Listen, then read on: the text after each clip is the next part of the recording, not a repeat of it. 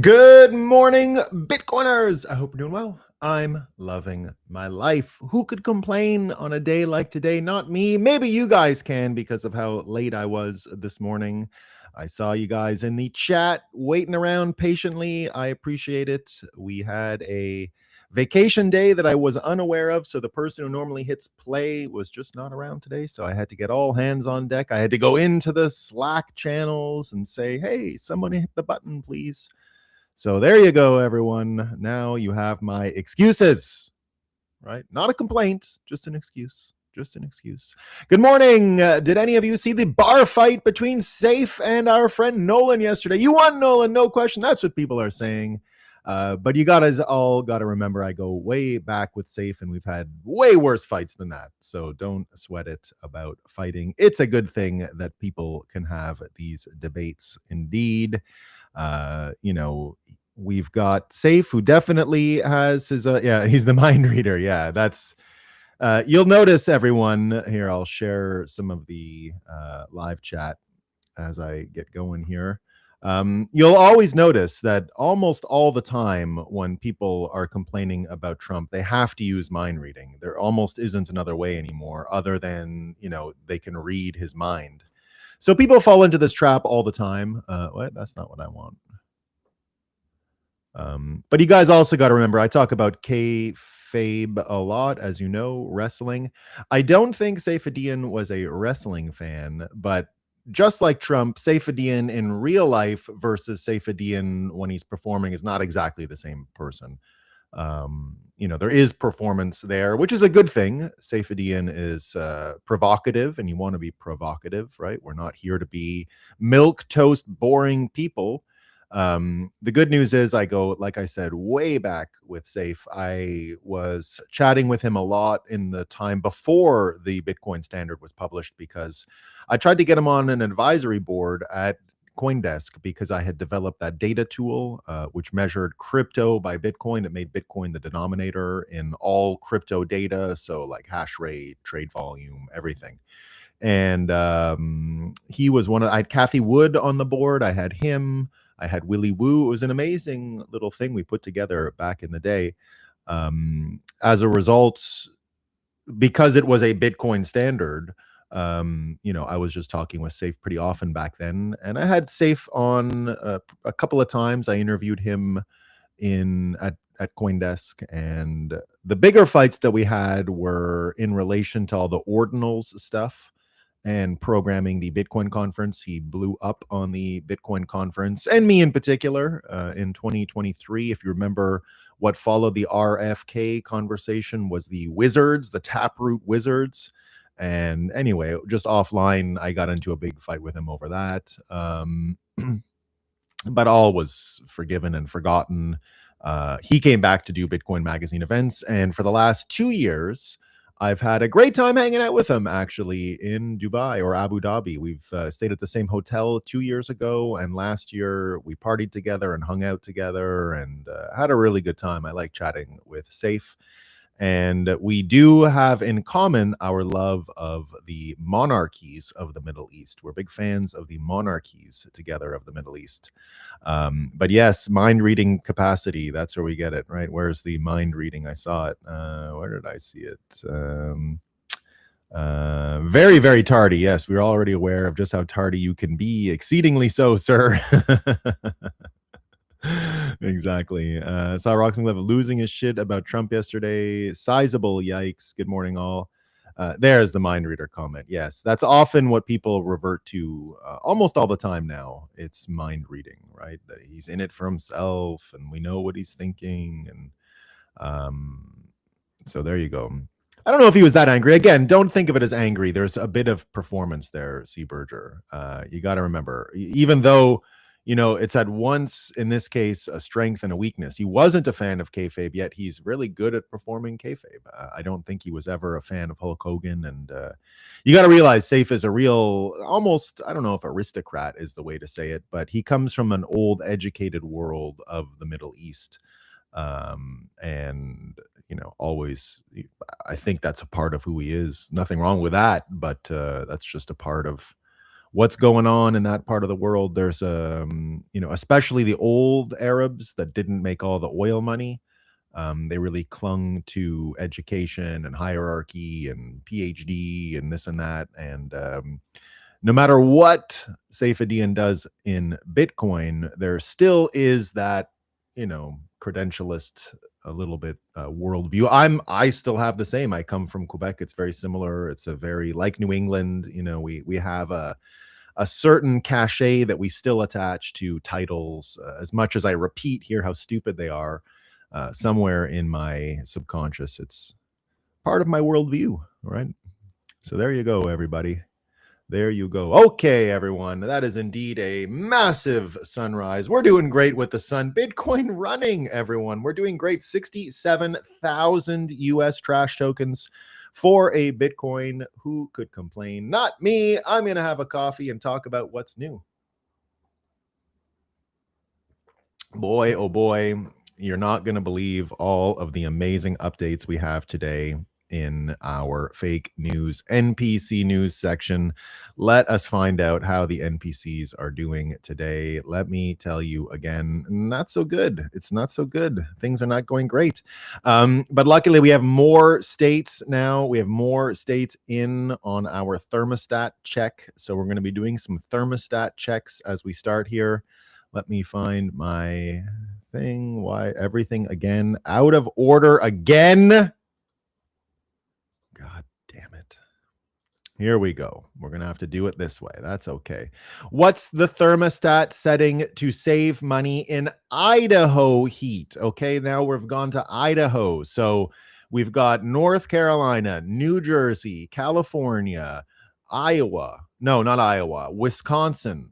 Did we get Illinois? Yeah, maybe we got Illinois. I don't remember. Now we've got Idaho, everyone. Record-breaking heat in the Boise area may have your air conditioner working overtime. Okay, so what do we do? So let's find out. During warmer weather, the ideal setting is between 76 and 78 degrees. Okay, so it's the same there in Idaho, but we're not going to jump to conclusions. Okay, I know that it's the same number for both the Carolinas and New Jersey and California and Wisconsin.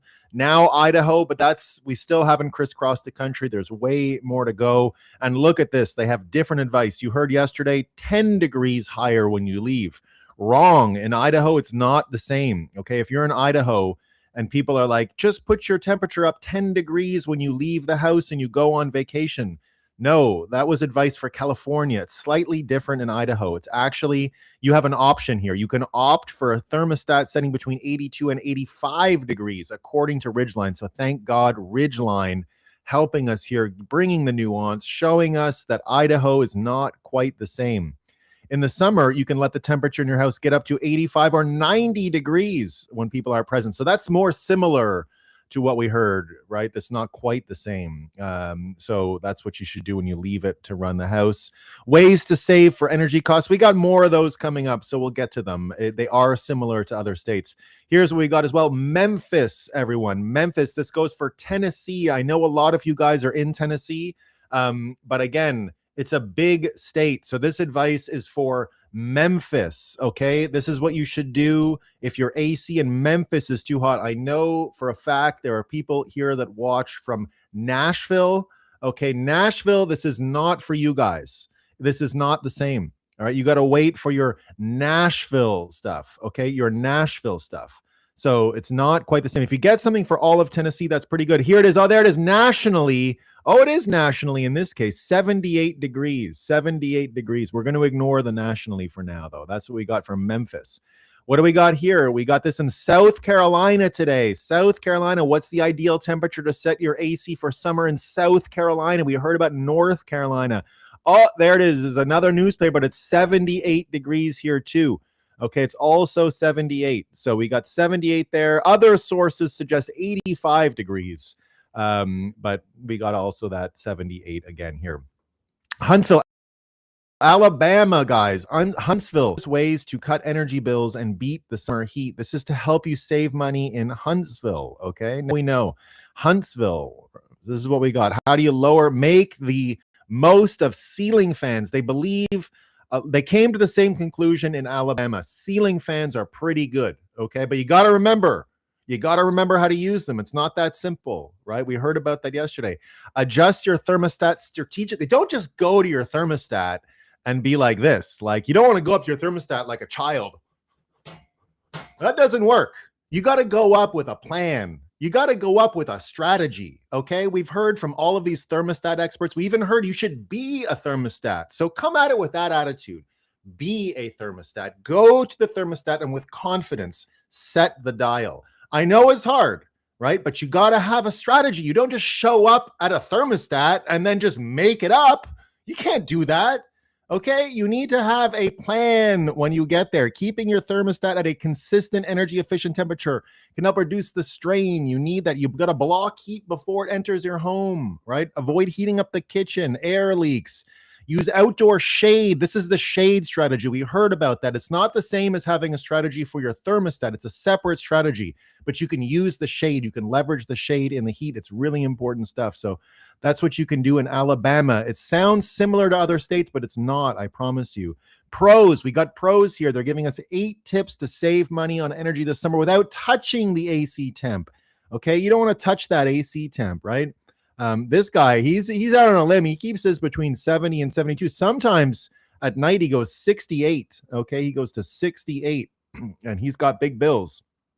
So, what can you do? Right? Close your window coverings. Thank God he brought a picture here and showed us. It's curtains. Okay, you can use these thick things, right? Window coverings, they're also called. They're called window coverings. Some people call them curtains. It's not really the scientific term, right? You want to call them window coverings. They work. You can buy them on Amazon, right? Upgrade to a smart thermostat. That can help you. The thermostat has a strategy, right? If you don't know what to do when you get to the thermostat because you don't have a strategy, you can get a smart thermostat. It's got AI inside of it. The AI can actually help you with strategy. That's why we're going to have trouble with the jobs, right? Bake and wash at night. Don't wash in the day. That's expensive, right? Install exterior shade. Okay, this is the shade strategy again. It's a bit experimental. We're working on it. We're going to use fans in the right places. You've heard this before. Really important. Open your windows at night. Insulation, right? Energy monitor, use those, right? They got all the things for sale there. So that's great. You got a lot of advice there. We got more here. Business Insider also publishing a brand new article. These are all the last 24 hours, right? You got to remember, these are not ones I've picked up in other times and places. This is just from the last day. So lots of people helping us with our energy bills and our thermostats and coming up with a strategy, including Business Insider. Thank you, Business Insider. You can do all kinds of things. This will get your bills down, right? Adjust your thermostat habits, right? So if you have a strategy and you've been using the same strategy forever, you might want to question that strategy when you get to the thermostat. You should change your habits. So I don't know, maybe some of you wait till you get hot before you go and adjust the thermostat. No, you should be proactive. You can do it right away, right? Install ceiling fans. We've heard a lot about the ceilings. They work, right? Don't wash and dry your clothes. That's all. You don't need them. You don't need clean clothes that much, okay? Water heaters, right? Time of use plan. Stop heat and humidity from seeping into your home. That's all great advice. They're really helping us with these thermostats. We got another one here, Fox, with some advice, how a hotter summer. So this is important, guys. We hear a lot about these articles. Here's the important thing to know. It's actually because it's summer and it's hot. That's why you don't hear about AC in the winter. Okay, that's why you get more heating temperature advices on how to heat your home in the winter. But in the summer, it's not quite the same. It's the opposite, in fact. It's about how to cool your home, okay? And here from Fox, we find out that how a hotter summer changes the cost of cooling your home. So if you haven't put this together, what it means is the hotter it is outside, the more your air conditioner has to work to keep it cool inside, the more electricity it's actually burning, okay? So thank God, I know I have a high IQ, and that's why you come here and you want to get the smart take every morning. I'm going to just unpack a lot of these articles for you to help you, because It's really hard to connect the dots here, right? It's really difficult. Things are changing. The ground underneath us constantly shifting. Here we see now in clean, plain language, thanks to the experts, hotter summers actually affect the cost of cooling your home. All right. So if your summer, for example, is in the Arctic, you're probably going to have low air conditioning costs. But if your summer is spent in somewhere like Florida, right, it's going to be more expensive because it's hotter outside. Okay. Do you understand that? That's a really important thing. So thank God we have these people. They're really helping us. An analysis, 25 years. So they got 25 years of federal climate data together to come up with this conclusion. Thank God they've looked back from the 2000s in 45 of 48 states. So we're going to wait for the verdict. We don't know about those other 3 states yet, but also important, right? Really important stuff, right? How much has cooling demand increased? Yeah, that's what's going on, right? Biggest cost increases. So this is all just under the hood stuff, but important, right? Really important. And that's why you come here for this kind of, breakdown and what's going on. But I got bad news for you guys. I've been telling you here, 78, 78, 78. What is 19? Let me see what 19 is. All right, let me see what 19 is. 19 Celsius in Fahrenheit. I think it's 60 something. 66. That's 66 degrees. So here in Daily Galaxy in this news story, it used to actually be 66 for your ideal home temperatures, right? That used to be the rule, but it turns out goodbye. Don't do that anymore. Ideal temperature range, right, guys, is actually not going to be that 19 anymore. For health, maintaining at least that, but they're changing it, right? It's changing. For decades, a single number governed. It governed, guys. A single number governed. You didn't even need a strategy in those days, right? You could just, the number governed it. And then the governing factor of your thermostat was really important. But we don't live in that certainty anymore, right? We had the fuel crisis in the 1970s. We had the end of the gold redeemability by Nixon, right? What happened in 71? What happened in 71 was we lost the ability to confront our thermostats with certainty, with a plan, with a really good strategy, with habits. No, we had to change it all. And now we're sitting here with this new reality, right? Cold rooms carry health risks, right? So you don't want it to be that cold. But there you go, guys. It's new. This is for the UK. So the UK doesn't quite have the same standard as America. They went for 66 degrees, but I think that might have something to do with the temperatures outside. Not sure, but that's what we got. And here, guys, we got experiments going on. Like, you can't imagine how much is changing in the world these days. You just can't imagine. You get all this info about the thermostats. Now we've got the rules changing, but look what some daring bastard did out there, right? He tried, look what this guy did. This is in the Daily Express, right? He tried closing all his windows and curtains to see if it really cools your house down, and it made the newspaper. So this fella out in the UK decided to close his windows and his curtains, and he got data. He got data. You're not going to believe it. It's a headline that pops up every time the weather gets hot again, but it's for good reason, right? What to do, what to do, what to do. You've heard about closing your windows and your blinds. He did it. He actually did it, the crazy bastard, and it worked out. It worked out. It got cooler in his house. I'm so glad he's out there experimenting. Thank God. And this is that article as well. This is back. Why leaders should be thermostats and not thermometers. We heard about this yesterday in Business Insider. People are still talking about it today. It's still in the news. Dave Anderson explains why leaders must act as thermostats in their organization, actively setting cultural standards rather than simply reacting to the conditions around them. So thank God this is being covered again today. 2 days of coverage from both Business Insider and here CBT News. We finally have our answers. We should be thermostats, not thermometers. You don't want to be that. Unfortunately, if you're going to be a thermostat, not a thermometer, you got to know what's coming this summer. It's going to be hot. We have a new villain in the World Cup. The 2026 World Cup will feature a new villain. Extreme heat, extreme, so extreme, the heat's extreme. Is climate change going to supercharge this year's El Nino? Is it going to supercharge it? Or is El Nino turbocharging climate change? We don't know if it's supercharged or turbocharged, but we've got some charging of El Nino. It's happening. Deny. El Nino threat. It's supercharged. It's turbocharged. And El Nino threatening as it grows, as Europe prepares for another hot summer. Another one, right? Another one. Another hot summer. That's what we got here. We got this from Bill Gates today. Bill Gates told staff that more than 20 affairs were claimed in divorce during tense town hall meetings. So Billy's got some explaining to do. He's got more of them, right? We got this killed student with knife sentenced to life in prison. These are more stories yesterday from Henry Novak's murder. There's a few headlines out there. Killed student with knife sentenced to life in prison. That's how you have to read it. Otherwise, if you read it, Norwegian media is finally forced to cover, so they made it look like he was the killer. That's not funny. That's not funny. This one's not funny either, guys.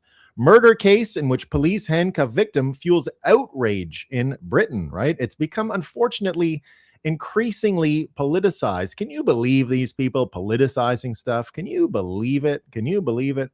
And we got Obama's statue. It's been released. Some people are comparing it to Ron Howard. Does it look like Ron Howard to you? A little bit, right?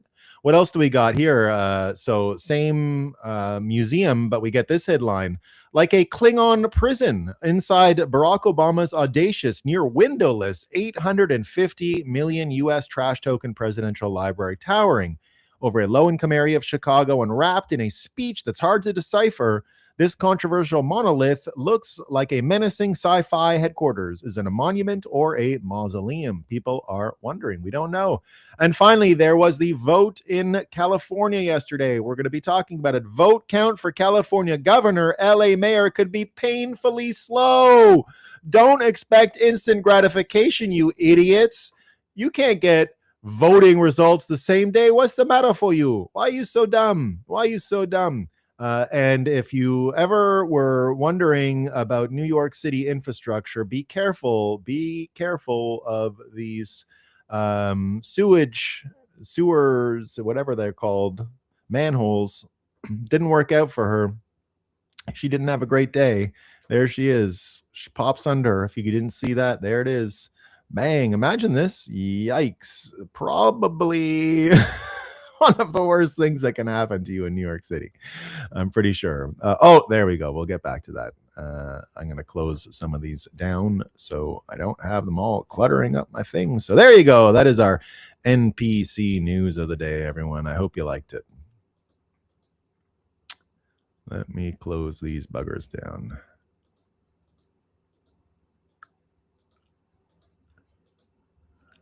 Our new villain, the heat. The heat is the villain.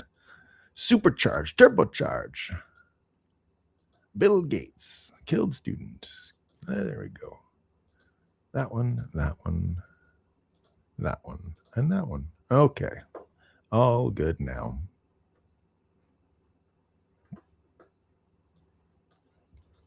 What are folks saying in the chat?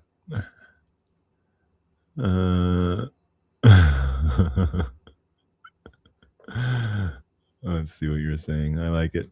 I like to read your comments about fake news.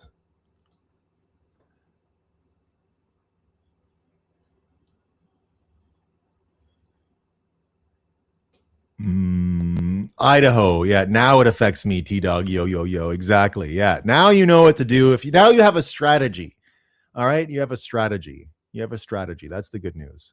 You need that strategy, right? You need the strategy. We get this. This is awesome. So, any state, and you know how to properly. Exactly. You can move. You can move to any state soon. You're going to be equipped. You're going to know what to do. You're going to have a strategy when you get to that thermostat. I'm waiting for Illinois thermostat experts to chime in. We haven't heard from them yet. And I'm telling you, I used to say go with the data from Wisconsin. I don't know anymore. Now that we find out that the old consensus about 66 is over, I don't know if that's everywhere. You know, there was different ones. We're becoming a nationwide certified. You got it. There's too many degrees to remember. I confused now. I know. I know. It's hot there. Yeah. Be strategic. What about Birmingham? I'll be there in October. We don't know yet. Escape the Matrix. Be the thermostat. Be the thermostat, everyone. You have to be the thermostat. Okay. What we need is Tom Cruise to do a video on this. We need our greatest actor and statesman. He's got to put the same skills he put into that P.T. Anderson movie Magnolia, and we need him to do that one. That's the answer, right? When he said the Trump thing that he said to Billy Bush, I've got big bills. My bills are always bouncing. I think they're in cahoots with Bezos. Be the thermostat, like be the ball. Exactly. Exactly. I wonder if there you go. Thanks, Nolan. This ground is not the rock I thought it to be. No way. I don't believe it. Down with Celsiuses. Yeah. Down with Celsiuses. I'm confused. How does one do that? Instructions, please. Wait, thermostats, they're leaders. Yes, super turbo extreme maxing. What about turbo supercharged with a side of super duper? That's where we're at. That's where super El Nino. No, the Godzilla El Nino was my favorite. Turbocharged, supercharged Godzilla El Nino. Stop handcuffing murderers. They having so little troubles going off last time. Yeah, data is for losers. Exactly. Fuego guy, where's Fuego guy? Fuego guy's back. Is Fuego guy talking about Bitcoin again? There you go. Who the hell would want to play with Bill Gates Schmeckel? Exactly. Yeah, exactly. I'm making up for my tardiness. There you go. There you go. So that's what we got. Okay. Now, let us get into some of our real news. So first up, let's talk about the Bitcoin price. It's not going great. If you guys noticed. Really not going great. Here we go. We got these videos to show you. I like this one. This was a pretty good one. I like this one. This one was funny, right? Watching the 10 on 10 explosion from last week. Amazing stuff, right? There you go. So that is everyone's portfolio, my 100% Bitcoin portfolio. I don't know if that's it. Here's another funny one. Bitcoin investors heading to work tomorrow down from all-time highs. It's not funny, but it is. Here's one explanation, though, I will give you. And before I show it, I'll just play this video. SpaceX IPO liquidity exiting Bitcoin right now. And that's what some people are saying. It's the Bitcoin liquidity over there. And that's Mark Moss's theory. I think it's pretty correct. He says here, Bitcoin isn't broken and it isn't being manipulated. It's being correctly repriced as exactly what it is, a long duration liquidity asset. And the AI IPO super cycle is the largest competing claim on risk capital Bitcoin has faced to date. So here's exactly what is going on, as I understand. We've got Google raising 80 billion. That's at the ATM. So they're issuing new stock, right? What we've seen Michael Saylor do and what we've seen a few of the coin treasury co's do. SpaceX is raising 75 billion, and a few months before Anthropic and OpenAI are trying to raise 100 billion US trash tokens from investors, and you're laughing. This is a cataclysmic exit liquidity machine avalanche. I don't know about cataclysmic, but it is sucking a lot of money out of the system. I think that is a big part of what's going on here. And here's another part of it. Partly explaining what's going on. So I do think this SpaceX IPO and all of this exit liquidity is a part of the story. Some people saying taxes. I don't think it was taxes. Of course, here Cernovich and Bowtied Bull both weighing in, saying Saylor is going to sell for tax reasons at some point. this year as well, and we're nowhere near people freaking out. On panic scale, this is about a 3 on 10. Got a couple complaints from people who didn't listen, but when they were writing all caps, and it's really bottom, not yet. Bitcoin is excluded from the wash sale rule. The wash sale rule, of course, is when you sell something and buy it back within, I think, under 60 days. With normal US equities, you got to wait the 60 days, not Bitcoin. Bitcoin is like a commodity. You don't have to wait that time. You're able to come in and out without paying this stuff. So that could be it. Bitcoin does have that advantage. So maybe that's a big part of it. But indeed, we've already seen Sailor sell Bitcoin before, so this is nothing new. Here, you guys have absurdly short memory. Sailor sold for tax reasons before already. We know the 32 is not related to that. Exactly. So I think that's a part of it. I think that's a part of it. Now, here's a more interesting theory, and this is where, I think that the ICO thing is part of it, right?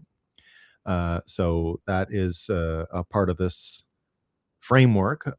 But here again, going back to my frame that I've been talking about how this global financial system, there is a type of capital war going on.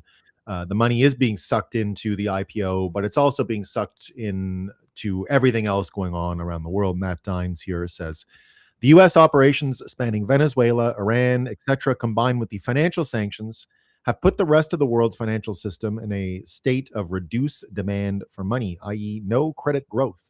No new borrowing, no incremental dollars. You see it in the rush to the 4-week T-bill on Memorial Day when U.S. markets were closed, along with stablecoins like Tether trading below par for the entire month of May and getting worse.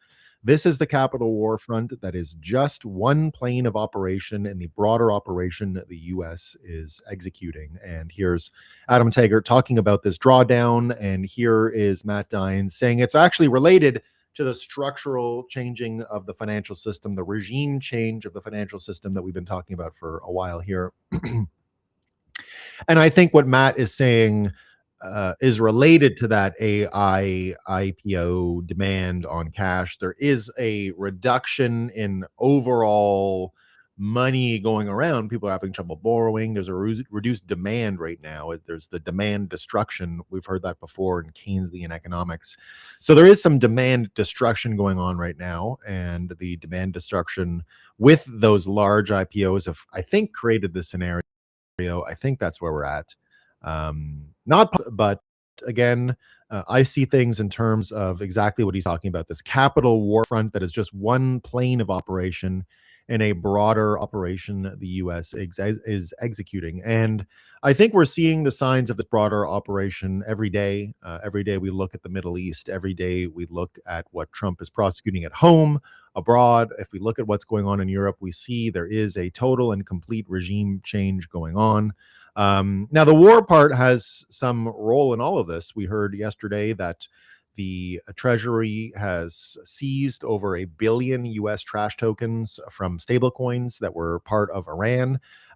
We've been saying for a long time that the war in Iran has a direct relationship to Bitcoin price because Iran's been selling as a result. And a few people are picking up on this. Bitcoin Archive, BitPain, everyone here talking about it to BitPain saying, given that the Iranian regime was known to be mining and holding Bitcoin as a means of sanctions evasion, I don't think that we have properly considered the possibility the relentless dumping of coins we saw was done to finance the war effort. And Bitcoin Archive coming to the same conclusion as well. So the sanctions came yesterday against Bitcoin and crypto exchange Nobitex over the IRGC and central bank links. I get the feeling Iran has been the source of Bitcoin selling pressure since October 10th, 2025. Nothing about this market makes sense in these conditions. And I do think you have to add this complete and total idea that we are in a capital war front and that the hot war in Iran is related to this capital war front and the regime change going on over at the Treasury and at the Fed Reserve. Along those lines, here's the statement from Besant. This is where we're seeing this bimetal nature of the system being created. Of course, here you're seeing the US trash token version of stablecoins being the preferred, item that's being seized because it can be. And here we see while Iran's economy is in free fall, the regime has chosen to co opt digital asset technologies for its own corrupt agenda, including evading sanctions and transferring wealth out of the country. Iran's current economic chaos is proof that POTUS's maximum pressure campaign has been a success as promised. Treasury will continue to follow the money in support of economic fury, whether it is through the banking system or through digital assets to prevent the regime from developing a nuclear weapon. So, again, you're seeing the dual nature, the qualities, the properties of this money come through. The properties of Bitcoin contrasted with the properties of stable coins. Of course, you can't seize Bitcoin. You can seize it from an exchange. You can seize it from people you're physically in contact with sometimes. But you can do all of the same things you did with sanctioning with the trash tokens, the stablecoin trash tokens. So you're seeing the structures and the properties of the money that we use today, and it's becoming more important for us to understand these pieces because we're, even now we're seeing that the U.S. public debt is becoming less and less of an important part of the system, just as we heard from Matt Dines that the short-term T-bills were interesting, the long-term bonds less interesting in the case of America. And we're already seeing here the European Union here saying that the European Central Bank says gold has replaced US treasuries as the world's top reserve asset. You're seeing this structural change. You're seeing the war we've been talking about for a long time. And here again, the properties of these properties are becoming more and more important. Sightbringer says this is the old monetary order losing its throne in public. Reserve managers are no longer treating US sovereign debt as the unquestioned final form of safety. They are still holding treasuries. They still need dollars. The system still runs through the US financial plumbing. But the psychological hierarchy has changed. So this is why the properties of this different money is going to become important because the meme of gold, hard money, the memetics of gold are helping open people's minds to what's actually going on. But the reality of Iran is actually creating another contrast between gold and Bitcoin. So we're seeing all of the properties of this money be put next to each other to compare. And of course, we've seen that contrast through comparison, direct comparison is a persuasive frame. Contrast and comparison frames in a very unique and particular way. Seeing two things next to each other is one of the most persuasive frames you can use. And here, seeing this choice by Iran to embrace Bitcoin in the way that they have, even if it is to dump on the market, using Bitcoin to charge for insurance, like we heard from the tolls, we're seeing again and again, just like Bitcoin was able to contrast with shitcoins during congressional testimony back in 2019, when Libra and Facebook were started. That was a big moment in the history of Bitcoin because of the contrast. It helped people distinguish Bitcoin from shitcoins at scale for the first time in a lot of people's lives. That was the first time it really went in a mimetic way and went viral in a sense. Melton Demirs was the person who did that. I was actually with her on that trip, and we had a good time laughing about it after. It was a very fun train ride home back to New York City that day. So here we're seeing this whole framework of contrasting assets. And so gold, I believed from the beginning, and I think I've said it on this show a few times, that gold would have one more job teaching this meme, and then it would sort of hand the baton to Bitcoin because Bitcoin can fully realize the memetics of hard money, in this case, unseizable, unconfiscatable money, and it's just much harder for gold to be that. But psychologically, it is still important. The psychological mimetic nature, that aspect of it that transfers using memes, using our own comparisons, using our own arguments, using our own physical spaces that we're in where we transfer this mimetic understanding and knowledge. All of this is what's going on right now, and the psychological hierarchy. And I've said for a long time, we will thank gold for this, and that gold will be part of creating the Bitcoin standard in the world for this reason. The memetics of gold are just so strong. So gold becoming the top reserve asset means the world's official balance sheets are voting for collateral over promise. Big shift here, and that's exactly what Bitcoin is going to benefit from. This is enormous. Why is my throat so?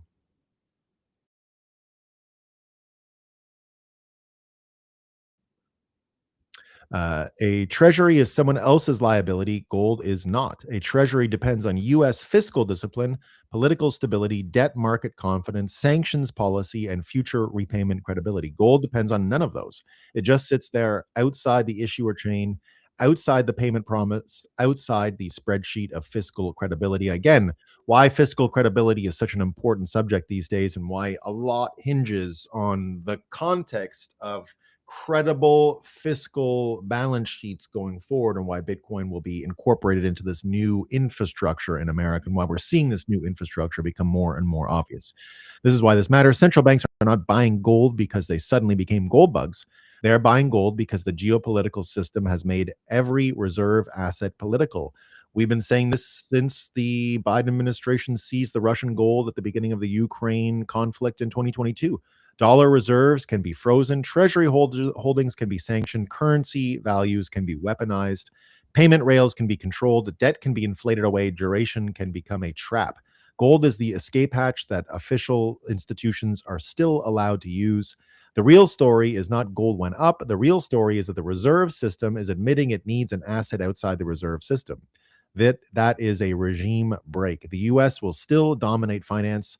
The dollar will remain central. Treasuries will remain huge, but dominance no longer equals unquestioned belief. The world is beginning to separate liquidity from trust. Treasuries are liquidity, trust is without issuer, and Bitcoiners understand this, of course. That distinction is now becoming visible on central bank balance sheets. This also makes the Bitcoin arc more serious, not less. Gold is the first institutional refuge because it is ancient, legible, politically acceptable, and already owned by central banks. Bitcoin is the younger, more volatile, more reflexive continuation of the same collateral migration. Gold is the old world neutral asset. Bitcoin is the digital neutral asset still fighting for full institutional permission. Gold moves first because central banks can buy it without explaining themselves. Bitcoin comes later because the system needs legal custody, accounting, political, and institutional cover before it can openly absorb it at scale. But the direction is the same, away from promise based reserves toward neutral collateral, away from issuer trust toward bearer scarcity, away from financial abstraction toward assets that survive political failure. The real implication is that the US debt is no longer the clean apex of safety. It is becoming one reserve asset among others, still dominant in function, but no longer sacred in belief. That is how monetary empires weaken at first, not through collapse, through reclassification. The world does not wake up one day and abandon the dollar. It gradually changes what considers safest. The portfolios change, the language changes, the policy changes. Then the old system discovers the throne was already shared before anyone admitted it. This is exactly the trust repricing regime. Gold just took the visible crown. Bitcoin is watching from the frontier. Hard collateral is becoming the new neutral language of power. That's why this is a regime change. And that's why we're seeing all of this stuff happen the way it is.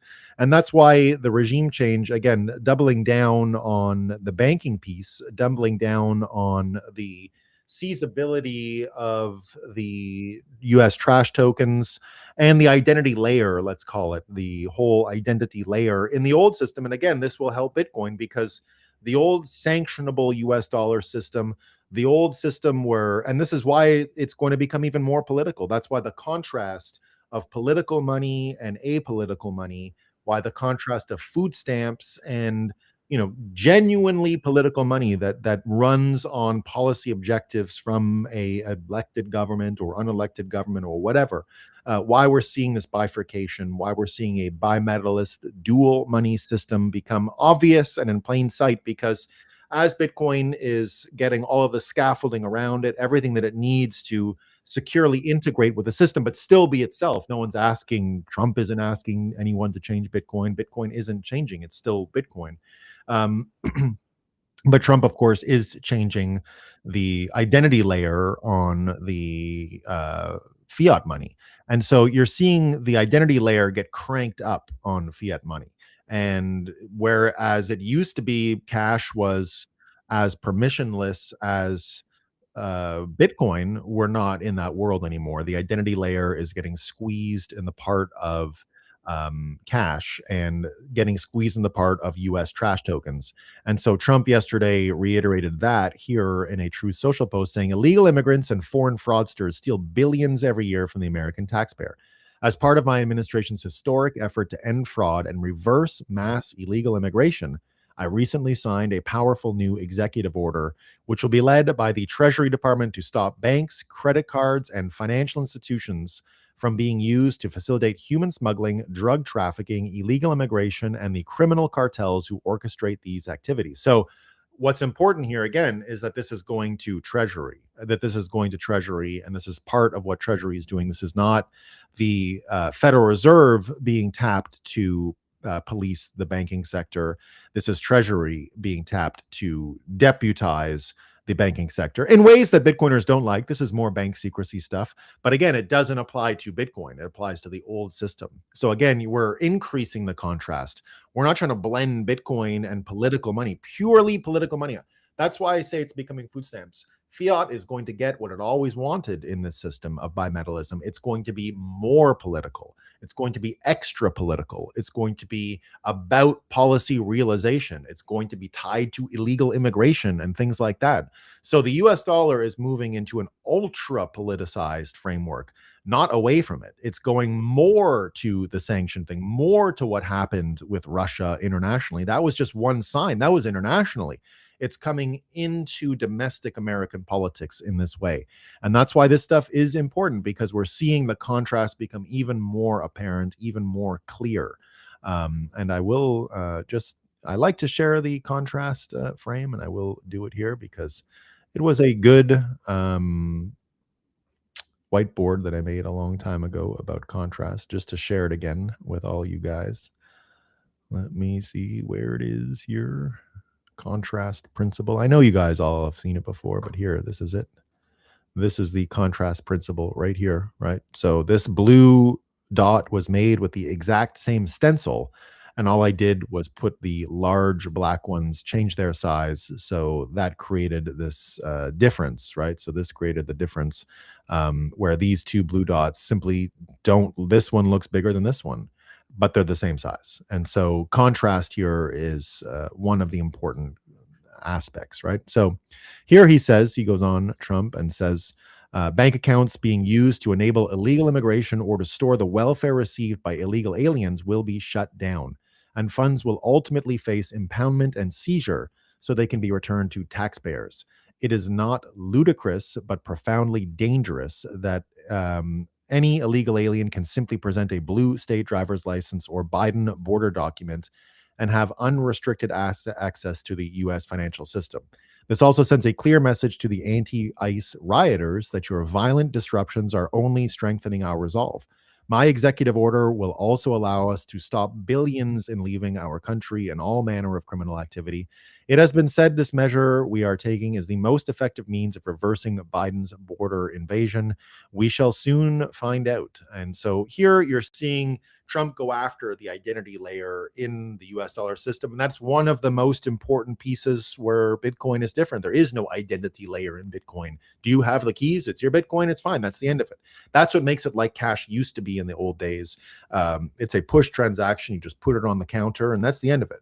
So Bitcoin here, with the increased censorability, the increased sanctionability, the increase in rules, making the US dollar even more political, which was why I used the euphemism of food stamps. It won't just be food stamps, but it is going to be permission to enter the system. It's going to be that internationally as well. The Mar-a-Lago Accords are going to be about aligning identity layer with access to the system. It's going to be about aligning politics with access. Internationally, it'll be about politics and access. It'll be about defense and access to the US system. It'll be about access to chips. It'll be about access to all these things if you align yourself. In the public sphere, in the domestic sphere, very similar. If you align yourself with policy, you can use the trash token banking system.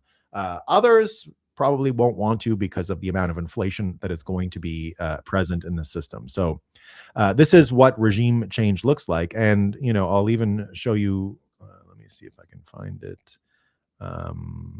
Yeah, so you're even seeing this I think, start to play out in messaging. So the regime change argument here, Warsh saying yesterday that he's set to revamp Federal Reserve signaling to Wall Street. So this is all that body language stuff they use. This is all where fiat uses its oh, he wore a tie. He wore his old shoes. He didn't buy new shoes. That was a big one in Canada. So our finance minister, when I worked in politics, and it was the same for the government before, there was like this stupid loser tradition in Canada for a long time where when the finance minister would be giving the budget, be releasing the budget, they would do this big long speech and release the budget. They would buy new shoes for a long time, but then to signal austerity, they wouldn't buy new shoes. So that was like their big symbolism. We're wearing new shoes or not. And so all this body language reading, all the mind reading that goes into analyzing the Federal Reserve and what they said, right? It's all this, what we've heard of as Fed speak. So James E. Thorne here saying Stanley Fischer would applaud this. Warsh can't scrap the dot plots and forward guidance fast enough. In a world where Stanley Fischer prized humility about models and genuine data dependence, the current regime looks like the opposite, an illusion of precision that locks policy into yesterday's forecast and invites the street to trade the path rather than the data. The dots convert a committee's uncertainty into a pseudo-promise, then punish any attempt to change course as a credibility problem rather than a sign of learning. Worse, the communications revolution has metastasized into a noise factory. There is no plausible world in which a dozen regional presidents and assorted governors doing a daily speaking tour improves policy or price discovery. It fragments the reaction function, encourages grandstanding, and turns every luncheon remark into a tradable headline. A central bank is not a content platform. It is, as Fisher would insist, a steward of stability, not a streaming service for half-informed views. If Warsh is serious about restoring the Fed's authority, the fix is straightforward. Scrap the dots, radically curtail forward guidance, and shut down most of the speech making. Let the institution speak mainly through the decisions and a small number of tightly disciplined communications. Fewer words, clearer incentives, more genuine uncertainty, forcing markets back to the hard work of inference rather than quote mining Fed speak. And so here you can see that this fiat world of politicized money and the subordination of the Federal Reserve to the Treasury is going to continue. Besant isn't going to be shutting his mouth. He's going to be the one talking. The Federal Reserve is going to go back to just running plumbing here and is not going to be the propaganda arm that it became. And so we're getting even more of this, idea and contrast, though, and why I think this is important. We're seeing as well this whole world of how this system is going to move forward, how this politicization of the old financial system, of the identity layer, of finding who did what, tracing fraud through the system, using all of these tools in the old world system to look into corruption, look into fraud, but also clean up the politicization of the system so that the politics and the system itself are aligned, so that fiat actually does have this alignment, right? So we're going to talk about alignment even more when we talk about AI in a second, but that's an important thing. So that's why this message yesterday about Bill Pulte being the director of national intelligence is so important, because everyone freaking out about the Bill Pulte announcement here, Donald Trump with the announcement, our great mortgage agencies, Fannie Mae and Freddie Mac, provide a vital service to our nation by helping hardworking Americans reach the American dream, homeownership. I am working on taking these amazing companies public, but I want to be, that was from a long time ago. Sorry, that was not the right one. Anyway, he named Bill Pulte the director of national intelligence. And I do expect both Fannie Mae and Freddie Mac to go private. But here's the important thing about what he's talking about, why this convergence between the national intelligence director and real estate becomes so important when the context of the infrastructure that's getting built in this new financial system that is emerging. So here, Trump appointing Bill Pulte as acting director of national intelligence signals a much deeper convergence already forming beneath the surface. So I just want to say, before I even go on, that I'm glad that we're swapping out one DNI who was a speaker at the Bitcoin conference with another DNI who was a speaker at the Bitcoin conference. Both people I've had the good fortune of talking with, interacting with. Can't really say friends, but I've spent some social time with both Bill Pulte and Tulsi Gabbard, spoken to them both about Bitcoin, booked them both as speakers at the event in the time that I was there doing the event. So I've been a big Bill Pulte fan from the very beginning. Used to give Bitcoin away a lot in the early days. Is a Bitcoiner, is a Bitcoin maxi, according to many people. He does also retweet Anons pretty regularly. He retweets QAnons, by the way. I saw a bunch of QAnons revealing yesterday that they'd seen him like and retweet their posts. So he's even himself tweeted out the letter Q before, in case you're wondering. Pulte did not emerge from traditional intelligence circles.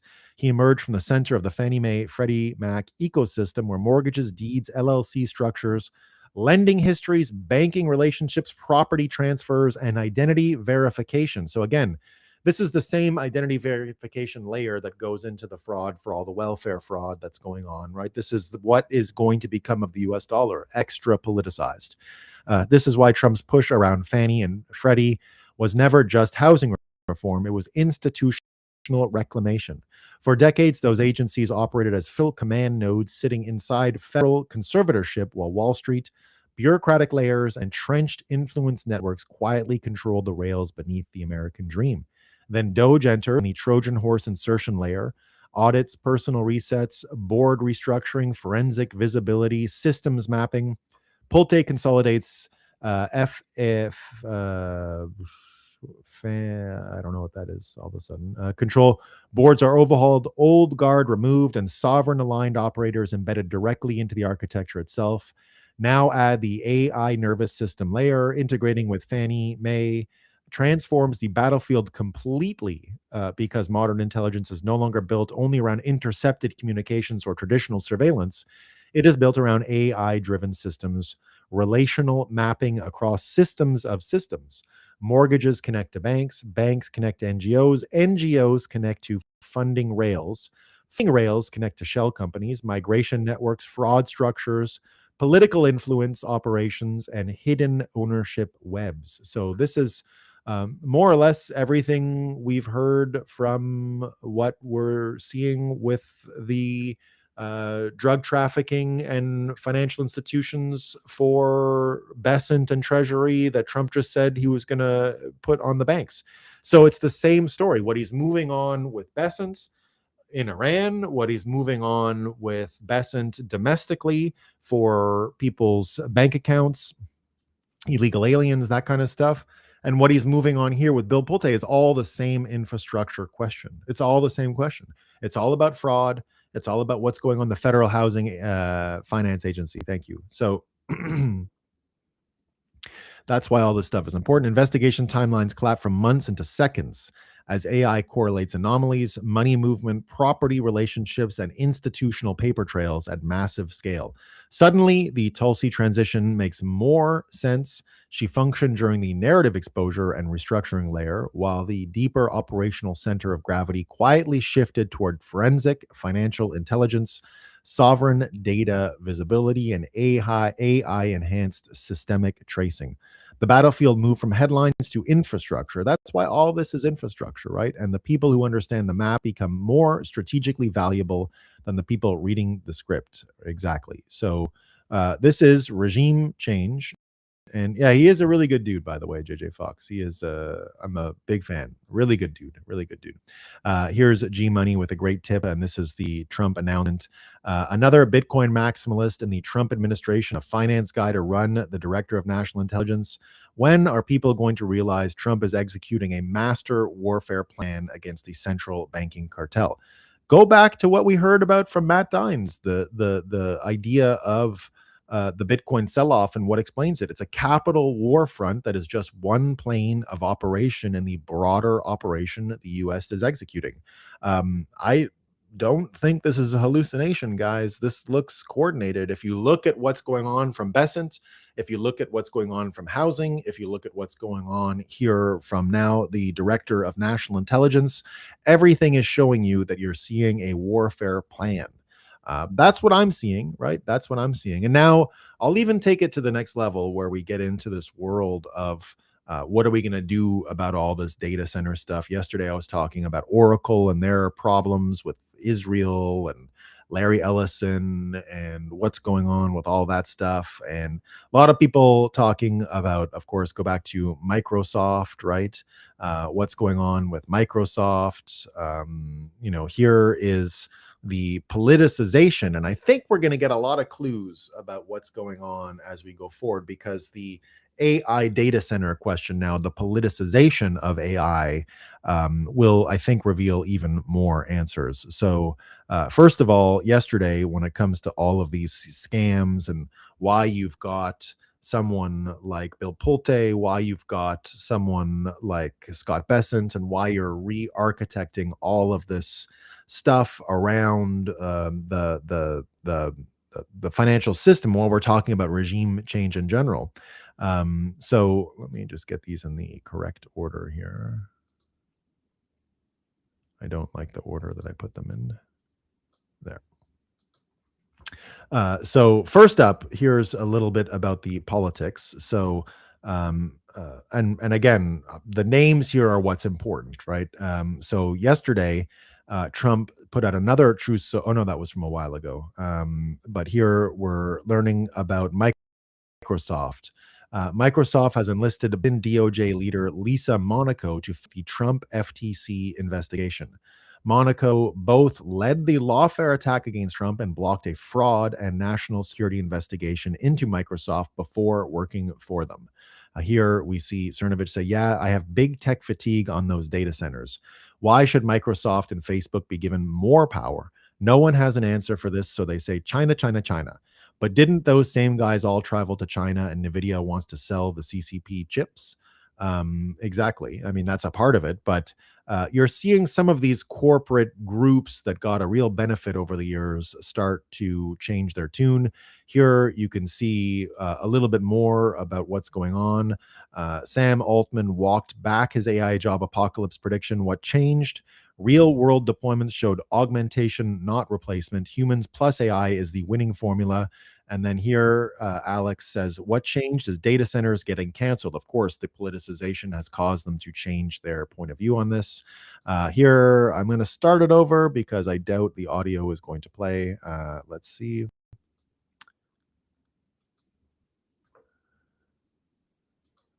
And here is the jobs update.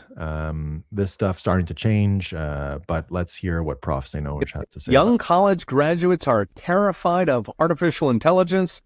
Americans in general are more worried about losing their job than any time in modern history, even worse than the 2008 crisis.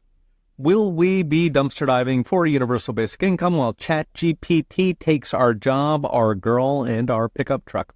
Gallup recently found nearly 1 in 5 American workers think their job will be automated out of existence, a near record and worse than the depths of the 2008 financial crisis, when companies were slashing workers. Meanwhile, a recent speaker at University of Central Florida was all but booed off stage for praising AI, something that probably does not happen at the annual HVAC conference.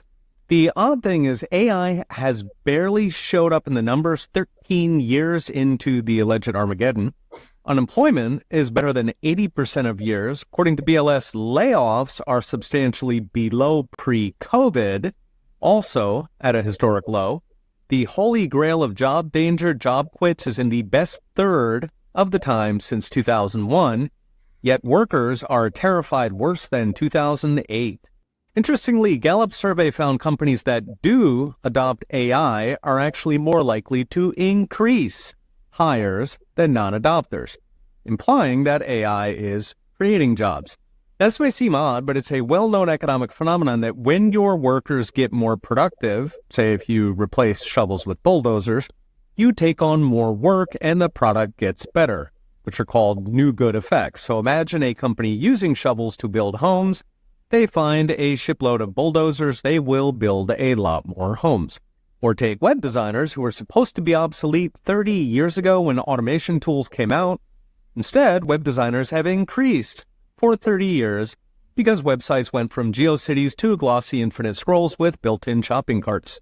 Now, Trump's former AI czar, David Sachs, recently posted a chart showing job postings for software engineers, which is supposedly ground zero for AI, are outrunning regular job postings by 15% in the past year.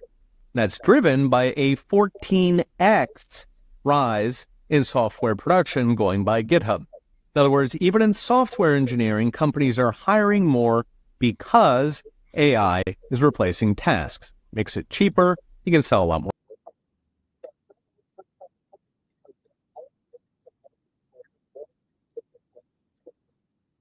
What just happened? Dwellers who make up the guts of most large I was just getting, organizations, and above all, new college grads with generalist degrees. I was just getting props from Chef Zero for being such a good button pusher and producer. Sorry about that, guys. Who used to make up that cubicle army.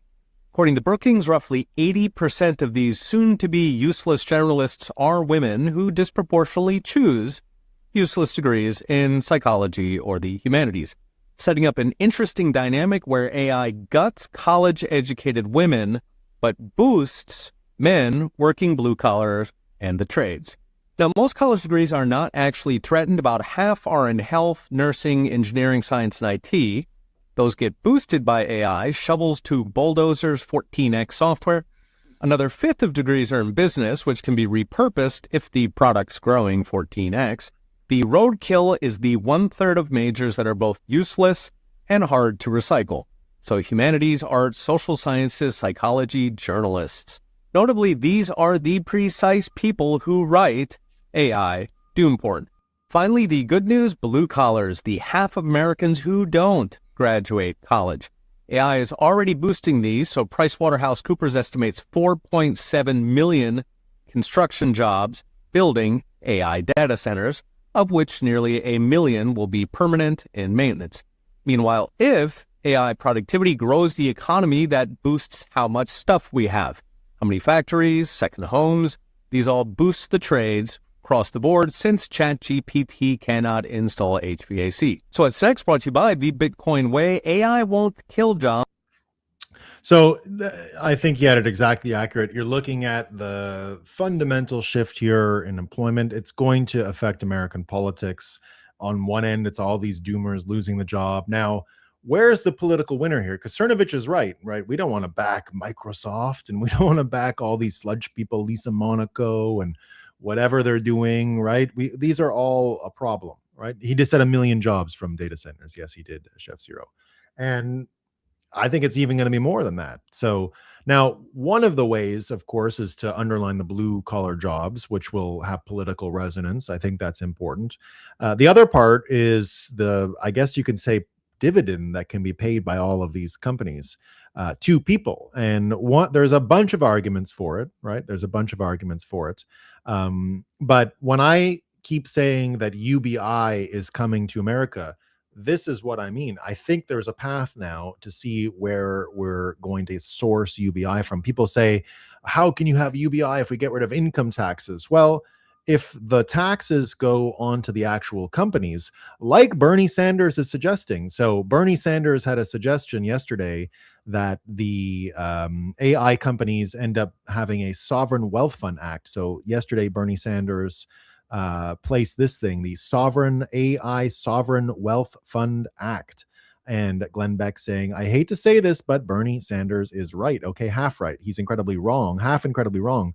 And I think he's right. I think I'm in somewhat agreement with this point of view that the point Glenn Beck makes here is that people, our conversations, this show, everyone's show, everything that's ever been on the internet, that's trained all these AI centers. So there is a idea of data provenance, ownership, the properties of this private property. So just as before I said that there are properties to the your home, right? Home is a big part of the economic engine. That's part of it, right? So swapping out homes for Bitcoin, something Bill Pulte is probably going to be doing.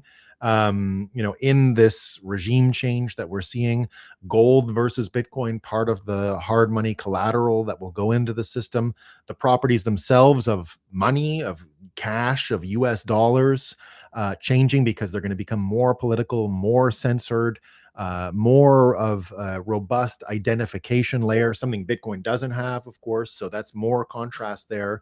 But going back to the private properties of AI and what it's working off, the intellectual property it is built from, that of course is sort of from people, from average people. And here Glenn Beck puts a frame on this that I think is correct, right? That would tax major AI companies 50% of their stock. So the government would own half of these companies because they were built using your data. And I do believe we're going to be able to create a type of UBI funding mechanism out of these companies. And this would just make OpenAI go back to being exactly what Elon Musk wanted Sam Altman to create. This is going to create almost like a nonprofit, right? If the government takes control of it and then redistributes all of that profit, I'm okay with that, right? I don't think these companies, especially if the burden on them is to build all this energy, they can keep the energy component, right? They can have that. They should become energy companies as well. The energy build out that they have, they can make money off the energy stuff that, probably you could find a way to sever those profits from this stuff, but that will incentivize them to build the energy. Ultimately, what Cernovich is worried about, the politicization of data centers, the answer is more energy production. Create tons of energy. Let the AI companies focus on energy. The dividend that comes from the AI models, that can be turned into UBI for the sludge people that cannot make these changes. So I do think that this is correct, right? I do still think that this idea of AI companies and what we can do for their integration into this new system is important. The energy stuff is important, right? Like I said, but this is not the same. That's why Bernie gets it right here. He says these companies did use your data to make these AIs. We shouldn't just let them have that for free wherever they want it. But I don't trust the government or these AI companies. So why would I want them in bed together with my data? Exactly. That's my property. Pay me for it. Let me decide what to do with it. So I don't think that it should be a fund maybe, but I say let's keep our normal sovereign fund going with Bitcoin in it. But in this case, this could be a great UBI funding mechanism, and I think would work properly. And it's already sort of the case if you look at what's going on in South Korea, right? So here, what it means the American system is similar to what they have in Korea, to what they have in Japan, to what they have here in Quebec. What we do in these places are these, in Japan, it's called a zaibatsu. In Korea, it's called a chaebol. We don't have a name for it in Quebec because it isn't that institutionalized, but the idea here that these huge companies that benefit from this incredible integration with the state have a sort of they are part of the state. So here, South Korea's debt versus semiconductor tax revenue, it pays about half. Two companies here pay about half of the debt servicing in South Korea. Taxes generated from Samsung and XK Hynix are set to pay off half of Korea's public debt. Everything is computer. So that's one model. I think the UBI model is probably better, probably a more likely way to do it. And I think why it's important. Now go back to wasn't the only thing that we heard from Senator Sanders yesterday. So he had one good idea, right, which is find a sovereign fund or create a funding mechanism out of these AI companies. Treat these AI companies different. Treat them a little bit like Zaibatsu or like national organs. Treat them a little bit like the chaebol of Korea, which I think is a smart idea, like I said. But that wasn't the only thing he said yesterday. And this is where the big difference between Bernie and what is being built, this regime change, this is what I think brings it into focus. And I think what shows a little bit about where the direction of all this is headed and where, Senator Sanders gets it completely wrong. So here, fresh off of his idea of a huge tax on the AI companies, he also goes after Elon Musk for cutting US aid and says that the Ebola breakout is because of the cuts to US aid. But of course, we understand what US aid is. And that's the difference in this fiat world where there is going to be censorship of the US dollar, where it is going to be 100% political, way more political than it ever was. It's going to go after that identity verification layer of the money. It's going to go after all this infrastructure. Again, this is all what is going to happen, and what we've been saying here for a long time is what you should expect of the US dollar. It's not going to get better. It's going to get much worse, inflated, more censorable, and all these things. But the major difference is it used to be that this politicization of the dollar wasn't in the infrastructure to the extent that it's going to be. The politicization of the dollar was in the actual declarations, in the fiat, in the words and propaganda that came beside it. That's what's being changed fundamentally. It's not just that the money's being censorable. The brainwashing that supported the system is coming down. So while the censorability of the US dollar is going to go way up, the brainwashing and the self-censorship programmed by the money is going to come way down. And that's what's already happened. And that's where, where we don't see eye to eye at all with Senator Sanders. The idea of Senator Sanders with AI and the wealth fund, great idea. The idea of now going to tax Elon Musk and all these other people, and that their US aid work was somehow some form of criminality. No, it's just changing the brainwashing costs, the costs of brainwashing. Just like we hear a lot about the costs of violence, the cost of brainwashing is about to go way, way up for these folks. They're not going to be able to afford it anymore. And that's why here the US aid was a CIA front to fund the development of foreign countries for Western oligarchs, period. It funded the Office of Public Safety that set up black site prisons. It taught national police and National Guard how to kidnap, torture, and disappear citizens that disagreed with the military dictator the CIA installed to exploit the country. It funded the Office of Transition Initiatives that transitioned democratically elected governments into dictatorships via political, economic, and paramilitary warfare. The former director bragged that USA did overtly what the CIA used to do in covertly in foreign countries. The socialist Sanders loves the US aid because he loves dictators who bow to the overlords to accelerate one world government. The Fabians, wolf in sheep's clothing, fits Sanders to a T.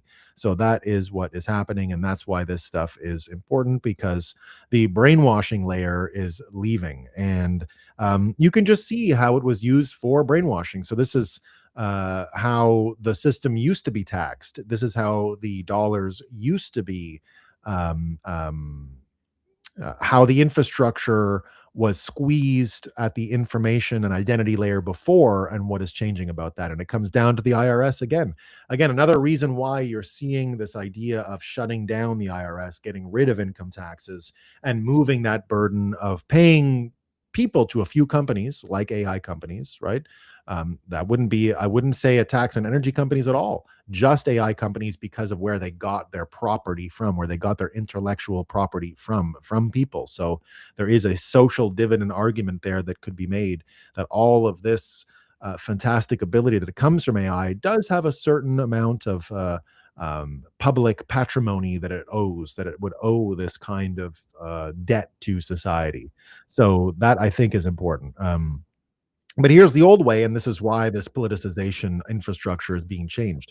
15 years ago, the IRS had to admit that it was targeting conservative groups for their political persuasion in its audits, in its enforcement mechanisms, and conservatives really have never trusted the agency since then. If you ask conservatives across America, they would tell you that there's a pretty good chance that the IRS has pursued malicious audits and the investigations of Donald Trump and his family. But I think the idea that the IRS is certainly absolutely clean on this, I'm not ready to sign off on it. And indeed, that is what is going on. And another reason why you're going to continue to get changes, and why we saw yesterday that, oh no, what just happened here? There we go. Yeah. So that's why, go back to the housing, Polte, information layer, taxes. An interesting change is happening now with the burden of, or the power relationship between the state taxation and what's going on. We're seeing already that in Florida yesterday, they passed the rule getting rid of property tax. And Ken Girardin says this will be how Florida ends up with a personal income tax because they have no more property taxes. They got rid of those yesterday. Dear Ken, the Florida Constitution prohibits a personal income tax. Good luck getting a constitutional amendment passed instituting a personal property tax. Ain't gonna happen. And so the properties of property becoming really important when it comes to taxation. The property of intellectual property in the case of AI, the properties of propaganda money in the case of all the fraud and abuse going on. Again, while we're understanding it better and better, the whole brainwashing layer falling apart here. You can see finally getting over the asthma. This is a Data Republican, and there's a org chart of the Newark protests as promised. A few are missing, particularly the Catholic NGOs. But this is a basic template for how mass protests are coordinated so quickly. And here the important part, I think. The infrastructure was built in the open because it's legal. Nonprofits can organize, people can protest, foundations can fund advocacy. The question was never whether any of this was permitted. The question is whether the public understands that what they're looking at when they see a protest on the news. People are telling and understanding that better than ever. We're seeing huge changes along those lines for those reasons. And that's why I got to change a few more of these.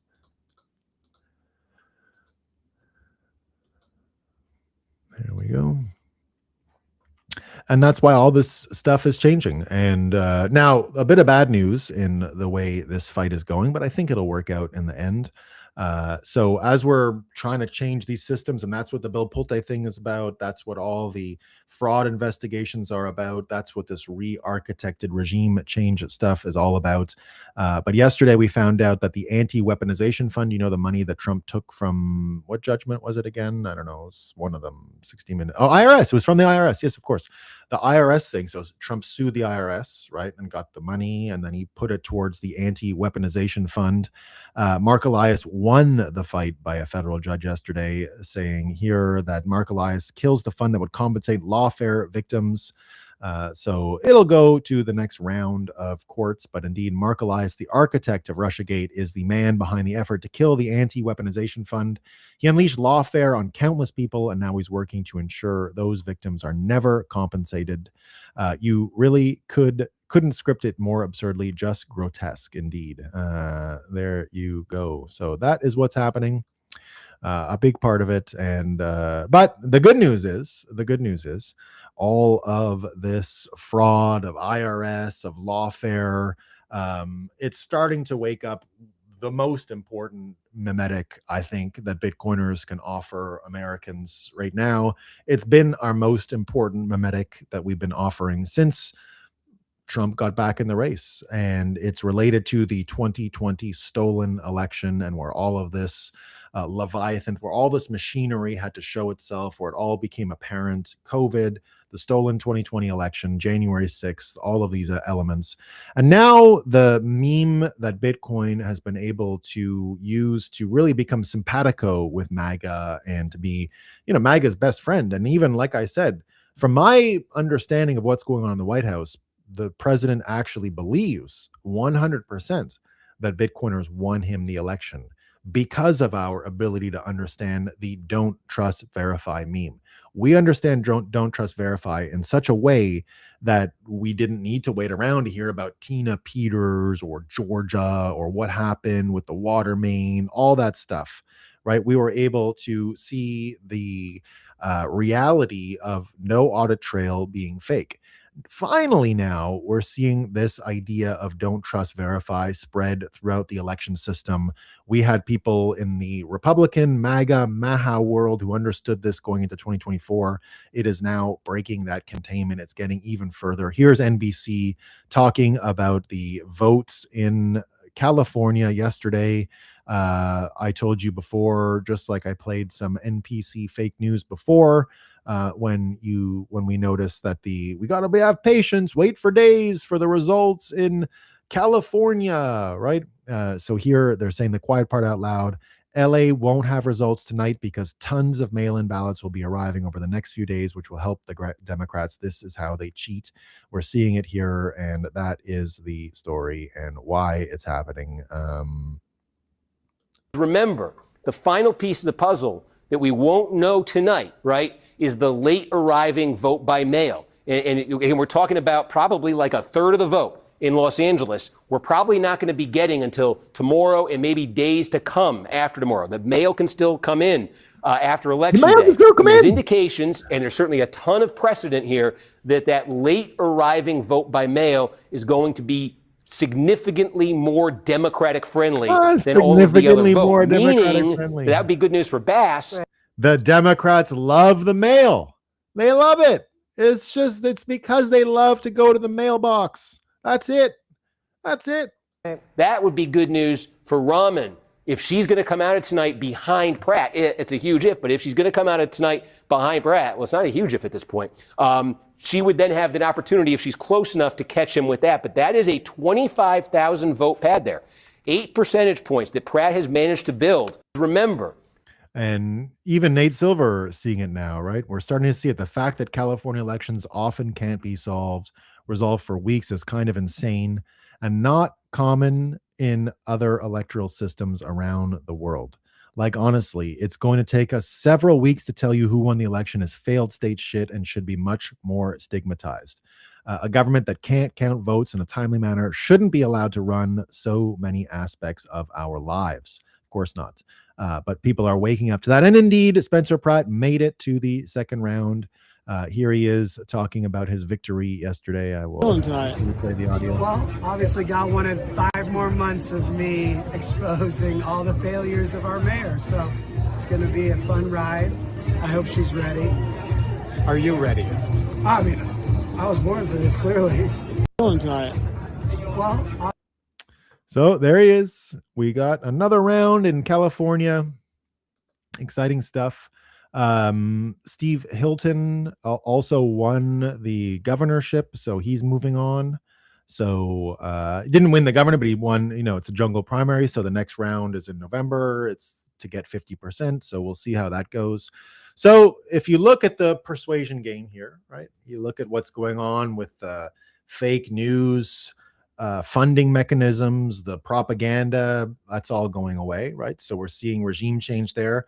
We're seeing regime change in the Americans' worldview when it comes to election credibility. We're seeing don't trust, verify becoming a base case for interpreting reality in America. That's a big upgrade, very persuasive. We're seeing changes in housing. We're seeing changes in policies around energy production. These are big fundamental changes going on in America and big fundamental changes in the system. And they're all of them persuasive, not in a verbal way. You don't need, to nag people to get persuasion here. This is happening organically and it's on its own. People like Spencer Pratt emerging, spawning into reality in order to push these messages. Think about what we're about to get. We're about to get 5 months of Spencer Pratt videos about election integrity. When he sees, if you've even seen a bit of the data from yesterday, there was a point at which he didn't receive one extra vote for like an hour, and Karen Bass was just getting more and more and more. So the amount of fraud that went into the primaries is going to come out. You're going to see him, I think, win this election because he's got 5 months to cook now. And I think he's going to get it because we're seeing this mimetic upgrade, this worldview upgrade. And if in these 5 months, Spencer Pratt becomes a Bitcoiner, I think he's going to get an army, the same type that helped Trump. And it should go all the way. Now, compare that, right? Compare that, these upgrades, these worldview upgrades. Compare the persuasion in those. Compare the persuasion that Bitcoin is experiencing right now being contrasted with gold, being contrasted with censorable US digital tokens and the UBI that it's turning into, the food stamps that it's turning into. All of this compare and contrast is shepherding people into various directions that become predictable, right? These are not people making choices. This is reality shifting and people adapting to a shifted reality, which results in them seeing the world in these new parameters and parameters that Bitcoiners would recognize. That's persuasive. And finding yourselves having to solve a problem and then the answer is Bitcoin, that's how people become Bitcoiners. Not oh no no no nag nag nag, and then once you realize that I finally did the math. Oh whoa, we're run by a banking cartel. Oh, I guess I better like Bitcoin. That doesn't work. That's not a thing. That was a thing for a few people in the early days who understood the mechanics of central banking. It's not the way to orange pill people in general. The way to orange pill people is what's going on here and why this shift is happening. Now, compare that persuasion to everything the Democrats have left. It is hilarious watching them try to use words in their old way without the money behind them, without acknowledging reality is shifting, watching them try to use words while we're launching mimetic bombs into the minds of Americans about don't trust, verify, watching the fiat system. And here's a few examples of the fiat system trying to catch up using words on news to try to influence people and persuade them. Here is the Senator Chris Murphy for Connecticut talking about Plattner, talking about trying to persuade about Plattner and what's going on, right? Here we got it. Here we get it from UBI's pensions for veterans of the Industrial Revolution that made automation possible. Yeah, that's what I mean. Yeah. Yes. More or less that. A take buzz. And I like the idea that Bernie had of taking it directly, but give it right to the people. Don't give it to the government, right? Give it directly to the people. Direct check right from Sam Altman. Basically make it into the same nonprofit trust he was supposed to create, right? So here's the, let's compare persuasion, right? It's pretty funny to watch this stuff. So here's Chris Murphy. I'm going to give you an example. This is the best they got. This is the guy that goes on all the channels. Listen to this. This is about Plattner. I think it's hard to just say everybody should be good and moral. I think you've got to create a set of rules that promote goodness, promote the common good. And that's what this book is really about. Should those rules apply to Democrats too? I mean, do you support Graham Plattner even in the wake of all of this? Yeah, I mean, I haven't followed the minute by minute of what's happened over the last few days, but I do think there's a difference. I think it's hard to just say. I do think there's a difference. So it's a zero. Here's another example. This is Sonny Hostins saying the exact same thing. Glenn Beck picking up on it here. The show, because it demonstrates a very clear principle. Okay, she started to attack Graham Plattner, the guy who is the Nazi tattoo, whatever. That guy, she began to attack him, and it's not what she said on the attack; it's what she actually ended up confessing. Listen. I am conflicted. They asked Cory Booker how he felt about this because I think all the allegations are true. The sexting with other women while married is definitely true because his wife is the person that gave the messages to his campaign to give them a heads up. Yeah. So the fact now that he's saying that part is messages. Not true, I think she said that he had she told them campaign but we haven't seen messages. But she disclosed it. Right. Yeah, so why would she lie about that? So that part is true. He's also made racist remarks about against African Americans. So he's a cheater. He's an anti-Semite because the fact that he had that tattoo for 20 years and didn't know what it was is a lie. So he's a liar, a racist, an anti-Semite. Homophobe. He's a homophobe. Yeah. So he's all the things, and character does matter. But we have someone that has almost unbridled power in the White House at this point. There are no checks and balances.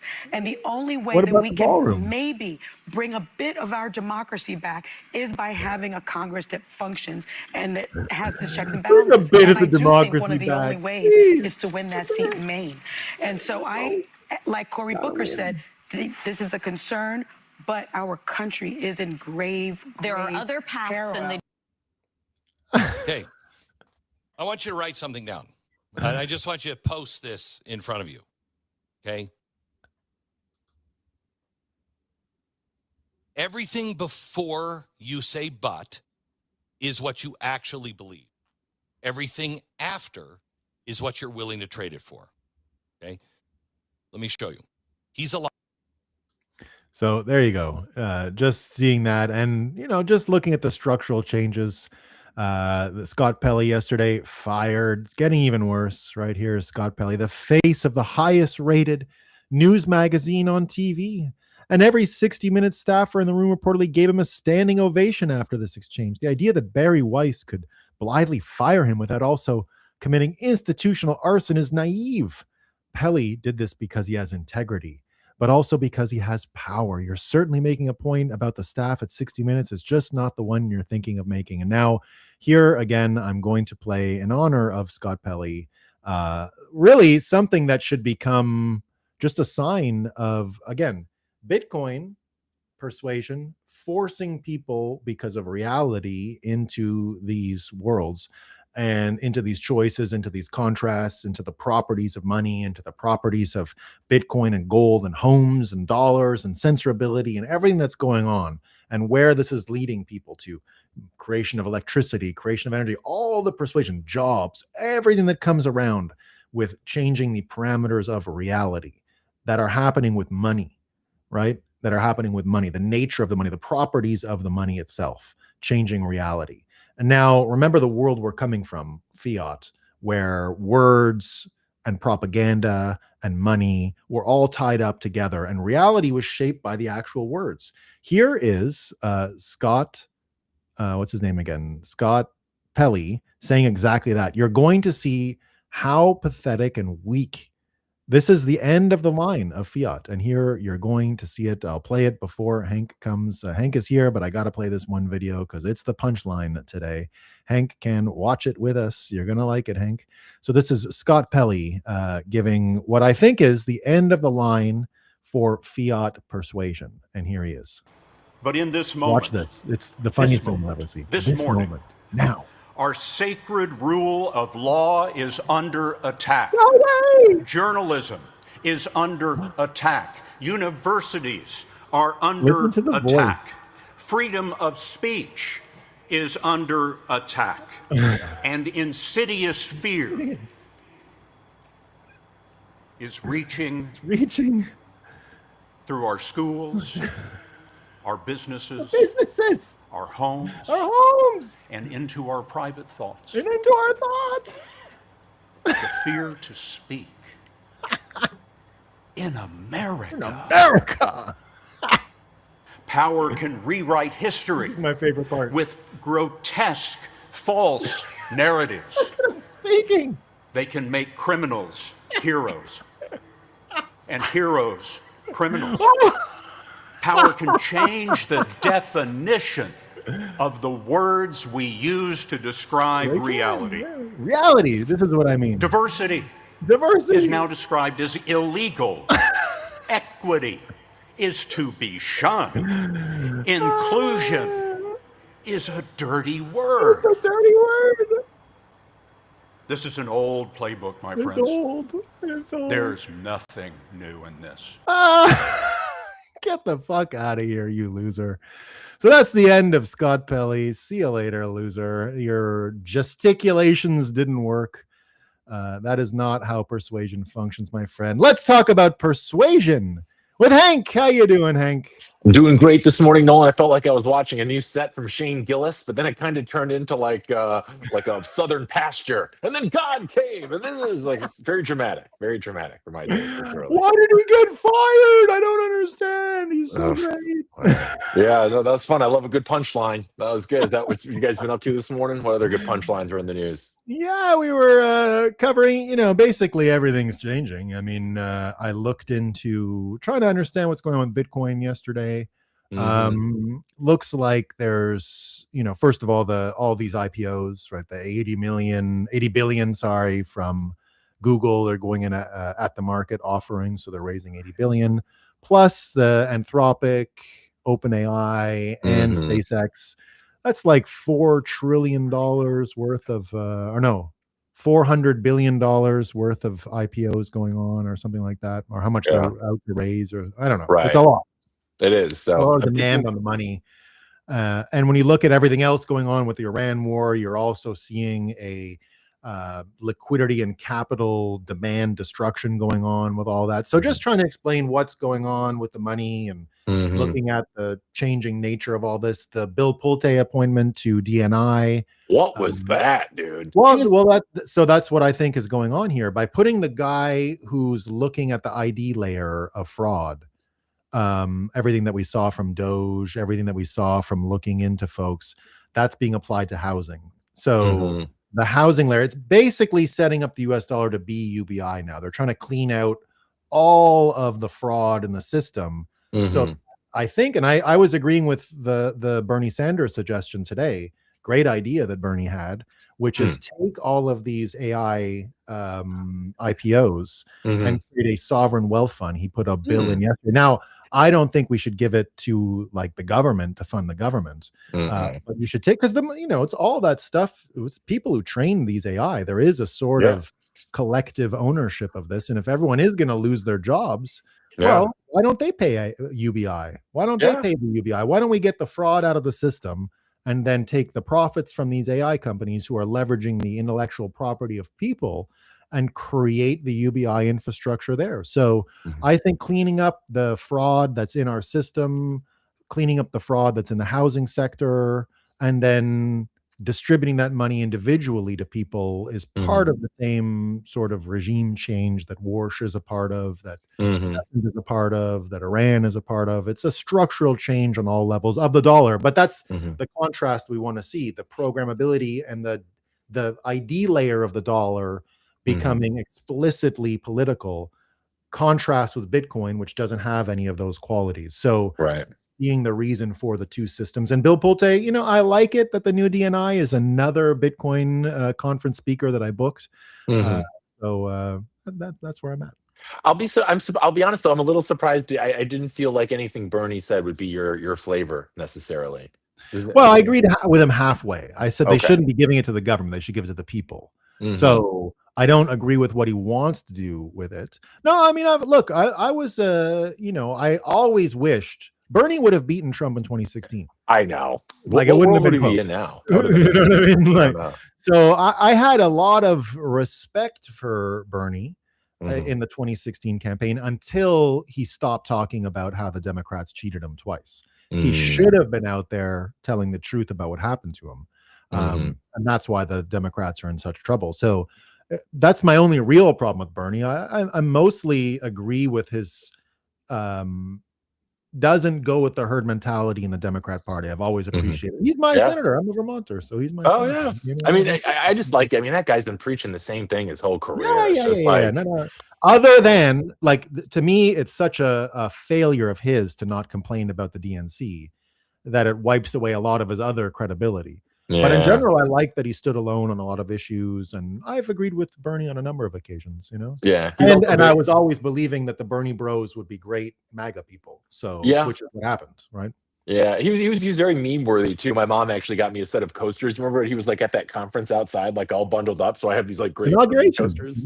Yeah, the inauguration. He's great. So, all right. Well, we'll be touching on this and others. I'm going to let you wrap up your time here on the Great Awakening. But everybody, stay tuned. Nolan and I will be talking shop on Roxham TV News coming up next. See you soon, Hank. See you soon, bud. Peace, man. Yep. All right, team. You heard Hank. Let's see what the folks are saying in the chat. Doing his best televangelist when they lie but sleep with hookers. Is he a hooker sleeper? I didn't know that. So hollow, it's sad. I wonder if he is a Henry. I wonder if it's part of his lineage of that historic explorer. Maybe, yeah. Hudson, Henry. No, that's not it. Oh, I get it. No. So Hudson, I don't think is his. I think it's a stage name or a middle name or something. Great show, Nolan. Thanks. Okay, everyone. He has a different last name that's really long in German and hard to pronounce. So there you go. Okay, folks. Lots of folks in the chat I saw here. Pardon me, I didn't get to all this. Signs and signals. Hey, Nolan, do you think we'll be the first Bitcoin treasury company to transition to an AI and robotics investment strategy that takes profits into Bitcoin? That's what I'm thinking about today. That's a good question.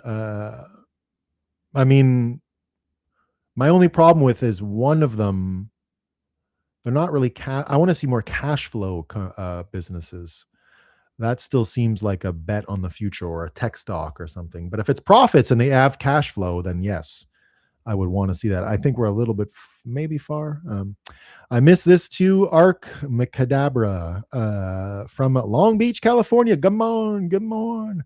Too bad I didn't get a on the ground look at what was going on in California. I should have asked you when it was time. Missed it. Okay, folks, we're going to get going and cut the feed. You're going to see the logo, then the thanks for watching. See ya over on the Hank Show next. Peace out, everyone. Thanks for coming. See you tomorrow.